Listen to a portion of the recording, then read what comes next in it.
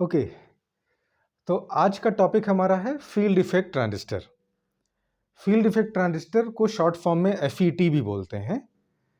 ये एक active, non linear, majority carrier, unipolar, voltage controlled 3 या 4 टर्मिनल सेमीकंडक्टर डिवाइस होती है। ठीक है, तो एक्टिव पहले भी आ चुका है। जब आपको मैंने बीजेटी बताया था तो वहाँ पे बताया था कि वो भी एक एक्टिव डिवाइस होती है। एक्टिव का सेंस यहाँ पर यह है कि device that has capability to enhance और increase the signal strength. Signal के स्ट्रेंथ को बढ़ाने का जो नेचर है वो एक्टिव डिवाइसेस में होता है। ठीक है, नॉन लीनियर क्या होता है? नॉन लीनियर का मतलब है कि वोल्टेज और करंट के बीच में जो ग्राफ मिलेगा वो एक स्ट्रेट लाइन नहीं मिलेगी। ठीक है, मेजॉरिटी कैरियर क्या है? इसमें जो करंट कंडक्शन होगा, मतलब इसमें का मतलब है एफईटी में जो करंट कंडक्शन होगा that will be only due to majority charge carrier, either electrons electrons electrons और होल्स होल्स होल्स। ठीक है, इसको यूनिपोलर डिवाइस भी कहते हैं। तो बाइपोलर डिवाइस बीजेटी था, एफईटी क्या होता है? Unipolar device. देखिए, डिफरेंस में पूछा जा सकता है आप लोगों से कि एफईटी और बीजेटी में क्या डिफरेंस होता है। तो उसका मेजर डिफरेंस ये होता है कि ये एक मेजॉरिटी कैरियर डिवाइस है, जबकि वो मेजॉरिटी और माइनॉरिटी दोनों का रोल होता है बीजेटी में। ठीक है, ये एक यूनिपोलर डिवाइस होती है और बीजेटी बाइपोलर डिवाइस होती है। वहां बाइपोलर के लिए क्या रीजन बताया था? याद करिए, थोड़ा याद करिए। मैंने ये कहा था कि उसमें जो करंट कंडक्शन होता है वो माइनॉरिटी और मेजॉरिटी दोनों प्रकार के, या इलेक्ट्रॉन्स और होल्स दोनों के वजह से होता है। लेकिन अभी यहां बताया कि जब मैंने बताया कि ये केवल मेजॉरिटी की वजह से होता है, इसका मतलब उसमें केवल एक प्रकार के charge carriers, either electrons electrons electrons और होल्स होल्स होल्स मूव करते हैं।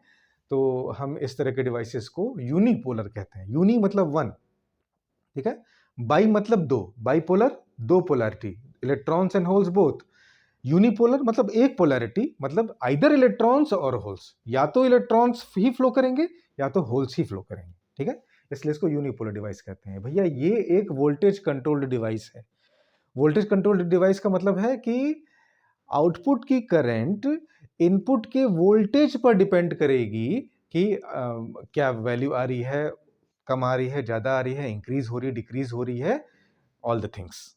ठीक है, आउटपुट की करंट इनपुट के वोल्टेज पे डिपेंड करती है, इसलिए इसको वोल्टेज कंट्रोल्ड डिवाइस कहते हैं। ठीक है, और मोर स्पेसिफिकली ये एक वोल्टेज कंट्रोल्ड करंट सोर्स है। ठीक है, तो ये एक VCCS है। ये बेसिकली, ये का मतलब है FET, VCCS, voltage controlled current source के रूप में बेसिकली ओरिजिनली ये वोल्टेज कंट्रोल्ड करंट सोर्स है। लेकिन हम इसका यूज करके जब हम लोग फीडबैक टोपोलॉजी पढ़ते हैं तो वहां पर हम series series series shunt, shunt shunt shunt series, या voltage shunt, current series current shunt वाले टोपोलॉजी में कन्वर्ट करते हैं। तो वहाँ से हम, जब हमारी सर्किट बनती है तो हम वहाँ पर ये कह सकते हैं कि वो इसमें वोल्टेज डिपेंडेंट करंट सोर्स है, या वोल्टेज डिपेंडेंट वोल्टेज सोर्स है, या करंट डिपेंडेंट। वहाँ पर उसका डेफिनेशन बदल जाता है जब इसको सर्किट में लाते हैं। लेकिन ओरिजिनली जब डिवाइस की बात करें तो डिवाइस में हम कहते हैं कि ये एक वोल्टेज कंट्रोल्ड करंट सोर्स है। ठीक है, तो बीजेटी क्या हो गया? बीजेटी हो गया करंट कंट्रोल्ड करंट सोर्स। ठीक है, करंट कंट्रोल्ड करंट सोर्स, क्योंकि उसमें इनपुट के करंट पर, आईबी बेस करंट पर कलेक्टर करंट निर्भर करती है। IC equal to beta IB, आप लोगों ने देखा, IC equal to beta IB. तो आईसी आउटपुट की करंट हो गई, आईबी इनपुट की करंट हो गई, तो हम कहेंगे करंट करंट पे डिपेंड कर रहा है, इसलिए बीजेटी क्या हो गया? Current controlled current source. ठीक है, और यहां पर थोड़ा सा अपोजिट होता है, थोड़ा सा उल्टा होता है। यहाँ पे वोल्टेज पे डिपेंडेंसी होती है, इसीलिए तो इसको फील्ड इफेक्ट ट्रांजिस्टर कहते हैं। फील्ड का मतलब इलेक्ट्रिक फील्ड, इलेक्ट्रिक फील्ड मतलब V by D, potential divided by distance.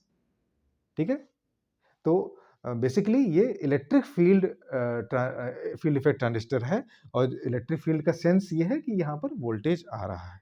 ठीक है, आप इसको मैच कराने के लिए ये चीज़ भी समझ सकते हैं कि ये वोल्टेज कंट्रोल इसलिए क्योंकि इसमें इलेक्ट्रिक फील्ड आ रहा है। नाउ, ये एक 3 या 4 टर्मिनल सेमीकंडक्टर डिवाइस होती है। आपके फर्स्ट ईयर या फिर बहुत ही बेसिक इलेक्ट्रॉनिक्स के लेवल पे हम ये कहते हैं कि ये एक 3 टर्मिनल डिवाइस होती है, ठीक है। लेकिन जब हम लोग मॉसफेट पढ़ेंगे, metal oxide semiconductor field effect transistor, जैसे जो मैंने यहाँ लिखा है, तो वहाँ पर हम जानेंगे कि एक चौथा टर्मिनल भी एग्जिस्ट करता है जिसको सबस्ट्रेट टर्मिनल कहते हैं या बॉडी टर्मिनल कहते हैं, ठीक है। और उसका स्पेसिफिक यूज़ है, कई तरह के पैरासिटिक कैपेसिटेंसेस एग्जिस्ट करते हैं जिनके इफेक्ट को नलीफाई करने के लिए हम लोग सबस्ट्रेट टर्मिनल का यूज़ कर लेते हैं, ठीक है। सबस्ट्रेट टर्मिनल या बॉडी टर्मिनल, फोर्थ टर्मिनल, चौथे टर्मिनल का वहाँ पर यूज़ किया जाता है। बट अभी हमारे बेसिक लेवल पे नहीं है। जब आगे बढ़ेंगे थोड़ा हम और इंटेंस लेक्चर्स की तरफ बढ़ेंगे, तब हम वो सारे डिटेल्स भी देंगे, ठीक है। ठीक है, इसको मतलब एफईटी, ठीक है, सर इतना कॉमन सेंस है। वीवीआर भी कहते हैं। वीवीआर का मतलब है voltage variable resistor, very important. FET is also known as voltage variable resistor. Voltage के बेसिस पर रेजिस्टेंस वेरी करे तो ऐसा नेचर शो करता है वो एफईटी होता है। एफईटी वोल्टेज के बेसिस पर रेजिस्टेंस लेवल चेंज करता है।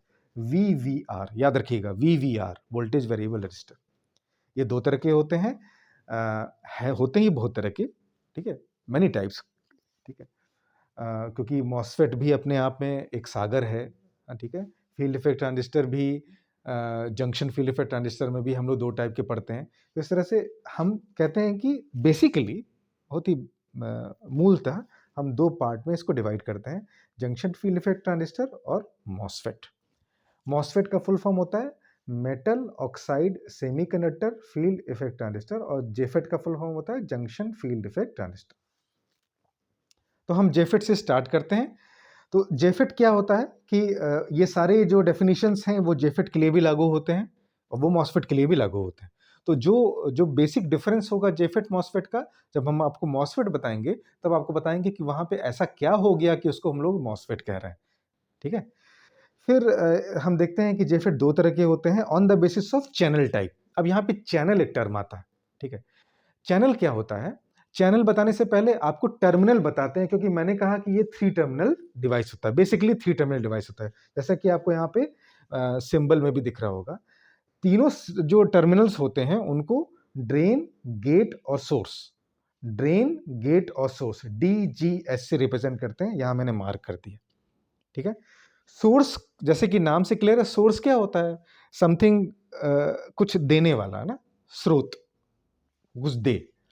और ड्रेन क्या होता है? जो निकास होता है। तो कहीं से कुछ सोर्स हो रहा है और कहीं ड्रेन हो रहा है, सोर्स हो रहा है, ड्रेन हो रहा है, तो आप समझ सकते हैं कि सोर्स से चार्ज कैरियर्स निकलेंगे और ड्रेन की तरफ जाएंगे, ठीक है।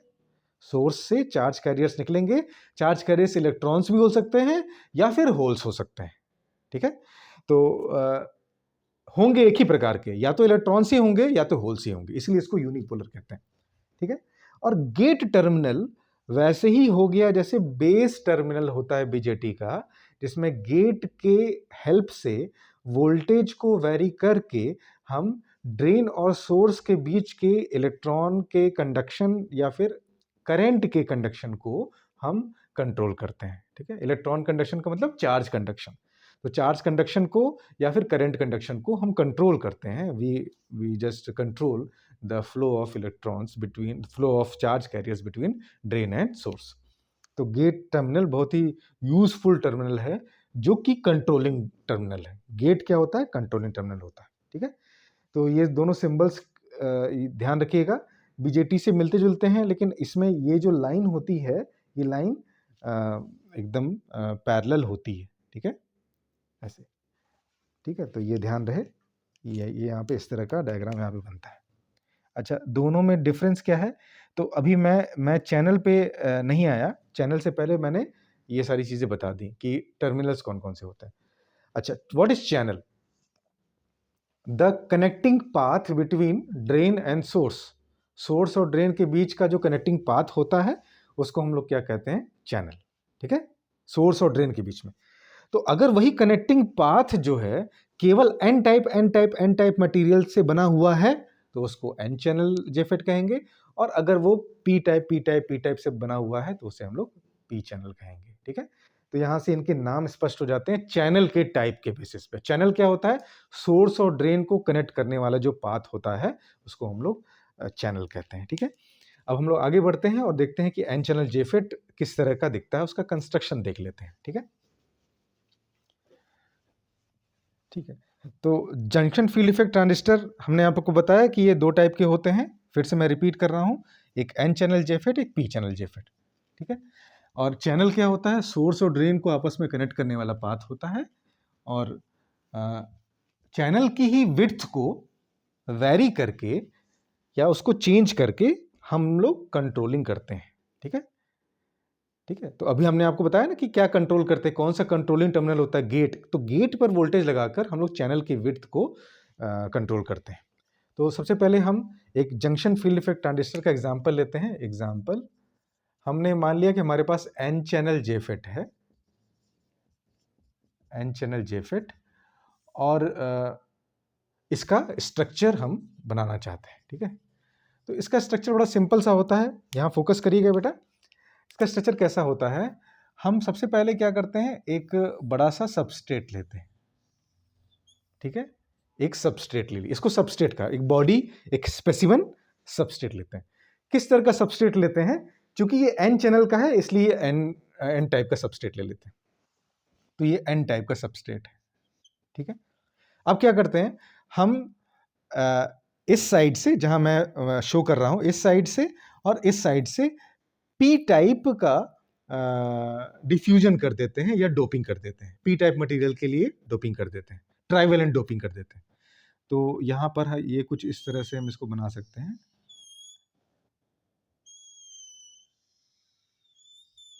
सी, हमने क्या किया, हमने दोनों साइड से, इस साइड से भी और उस साइड से भी पी टाइप मटेरियल की डोपिंग कर दी। तो ये मटेरियल हो गया आपका पी, ये रीजन हो गया पी, बीच वाला रीजन क्या हो गया? एन, ठीक? अब क्या करते हैं, अब चूंकि हमने आपको बताया कि हमारे पास 3 टर्मिनल्स हैं, ड्रेन, गेट, सोर्स, तो उसको निकालना होगा हमें स्ट्रक्चर से ना। कैसे निकालेंगे? हम एक एक ओमिक कांटेक्ट यहां पे बना लेते हैं, एक ओमिक कांटेक्ट यहां बना लेते हैं। ओमिक कांटेक्ट कुछ नहीं होता है, यहां पर एक